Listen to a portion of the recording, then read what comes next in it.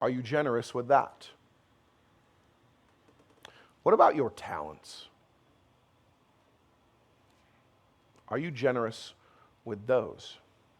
Because the picture that Jesus paints in the New Testament and that all his apostles paint is not just a tithe. And a lot of people have an issue just with that. They think, 10%, screw you, Josh, right? Like a lot of people have that. What we're talking about is putting God first in every area of your life. And so what we want to do to go to that is to look at 2 Corinthians chapter 9, verses 6 and 7. And I want to start with this. Generosity. Beth, you are amazing. Look at that. Everybody give Beth a big round of applause. Wow. I want to look at this. Generosity reveals the heart of God. 2 Corinthians 9, 6 through 7. Remember this. Whoever sows sparingly will also reap sparingly. And whoever sows generously will also reap generously. Each of you should give what you have decided in your heart to give. Now, every health, wealth, and prosperity pastor in the world loves the first part of that. They love whoever gives sparingly. But they leave out the time and the talents. They just go to the money. If you don't give me money, then God won't give you money, right? They love that part, right? They love it. Until verse 7, each of you should give what you've decided in your heart to give. Not that part, right? Not reluctantly or under compulsion, for God loves a cheerful what? Giver. God loves a cheerful giver. Giving flows from the heart, not a compulsion. And cheerful generosity reflects God's heart and his character. And when believers give freely of their time and their talents and their treasure, not just one, but all of them, when they give sacrificially and freely of those, it shows the people around them who God is. In Acts 2:42, it talks about the new church and how Jerusalem had exploded.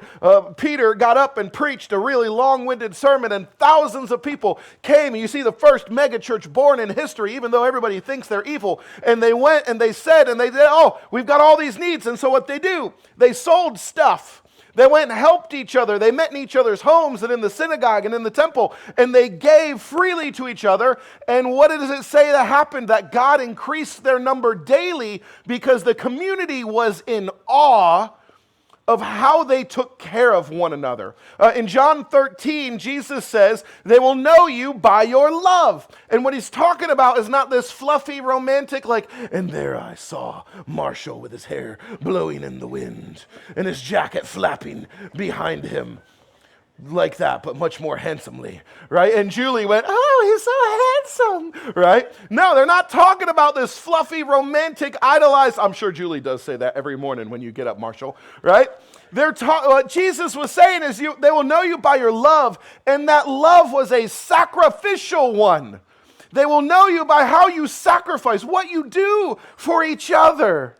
Guys, it's not talking about just saying nice things to people. It's talking about doing stuff in their life, giving to them in a way that other people notice. And you can have fun with it. It is better to give than receive. You ever heard that? All right? Guys, I still think of this one time. Remember when this little thing called COVID? You guys remember that? Some of y'all are like, no, I blocked it out, Josh. Right? COVID was weird. It had Tiger King and all sorts of weird stuff going on, right?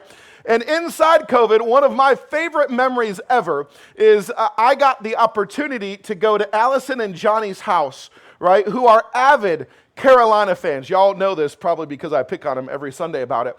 And I left a Duke face mask on their door. Thank you for clapping. Thank you. Thank you. Right? I left a Duke face mask, and I said, hey, because, your immune defense is a little weak, I left you a face mask on the door because Duke had just stomped Carolina.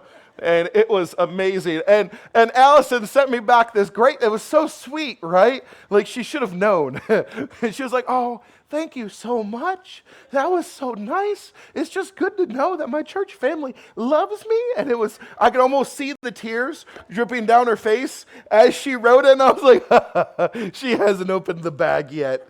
I won't tell you what was contained in the text after that, right? we all get forgiveness, Allison. It's okay, right? But you can have fun with it, right? It's good to give because you get to change the lives of people around you and you get to see them benefit. Guys, over Christmas, I gave Jet, it probably cost $12.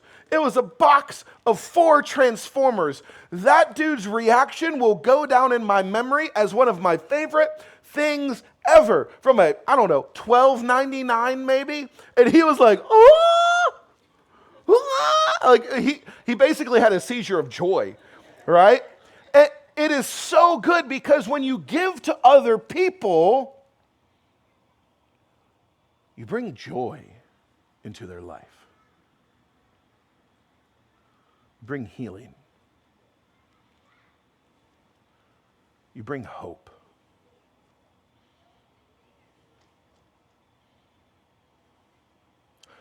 You know the things I remember from COVID? I remember when Teresa brought over a plate of food and said, hey, don't break it. And I ate the food so fast because it was so good and I broke it. And the next time she brought over an old plastic one and said, you could keep this one, right? Right? You know what I remember from COVID? I remember a small group with Johnny picking on him about a plumbing accident that we won't name on stage because he'll throw something at me, right?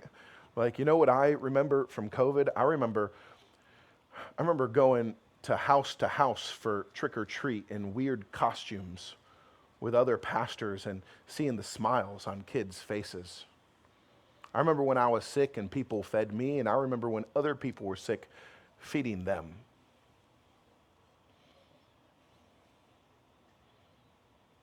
Generosity has the power to change the world. And when we show that, guys, it doesn't just give us joy, but it reveals God's heart. And I want you to know a selfish world needs a generous church. A selfish world needs a generous church. It goes on in verse 8, and God, who is able to bless you abundantly, so that in all things, at all times, having all that you need, you will abound in every good work. Let's read that one more time. And God is able to bless you abundantly, so that in all things and at all times, having all that you need, you can hoard everything that you've got. That sounded a little different the second time, right? So that you can abound in every good work. As it is written, they have freely scattered their gifts to the poor. This is out of Psalm 112:9, by the way. And the righteousness endures forever. You see, God blesses us so that we can bless other people. God supplies generously so that we can give generously, not so that we can hoard it.